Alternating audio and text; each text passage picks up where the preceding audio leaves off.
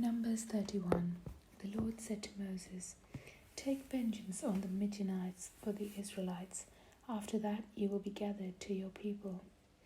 So Moses said to the people, "Arm some of your men to go to war against the Midianites, so that they may carry out the Lord's vengeance on them. Send into battle 1,000 men from each of the tribes of Israel." So 12,000 men, armed for battle, 1,000 from each tribe, were supplied from the clans of Israel. Moses sent them into battle, 1,000 from each tribe, along with Phinehas, son of Eleazar the priest, who took with him articles from the sanctuary and the trumpets for signaling.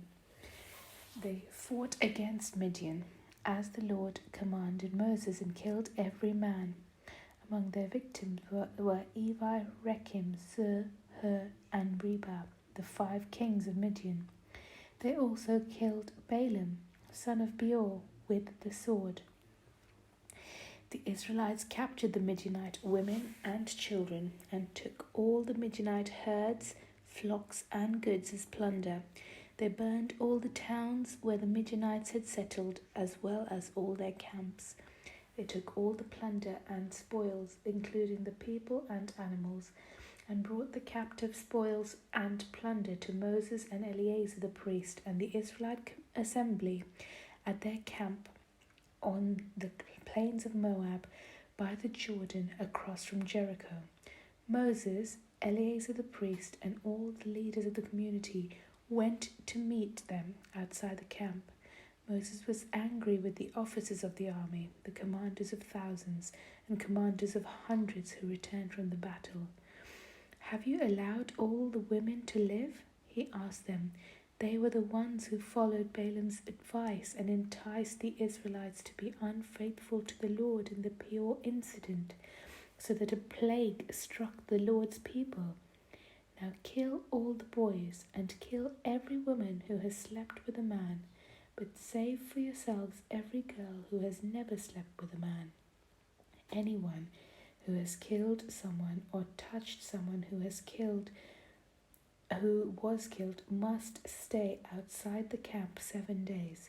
On the 3rd and 7th days you must purify yourselves and your captives. Purify every garment as well as everything made of leather, goat hair, or wood. Then Eleazar the priest said to the soldiers who had gone into battle, "This is what is required by the law that the Lord gave Moses.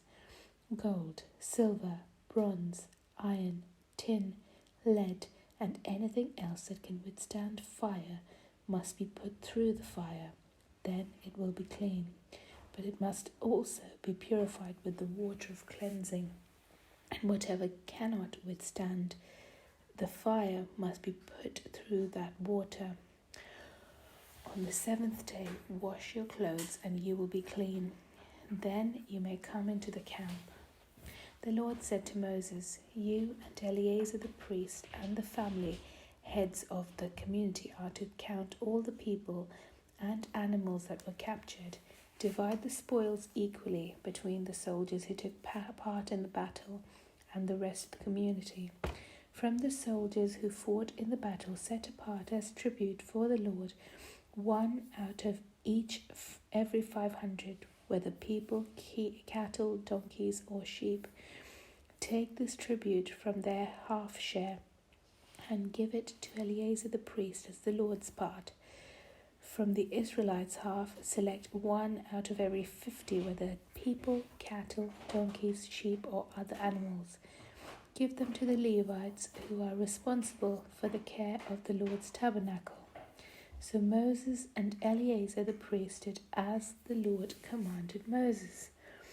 The plunder remaining from the spoils that the soldiers took was 675,000 sheep, 72,000 cattle, 61,000 donkeys, and 32,000 women who had never slept with a man.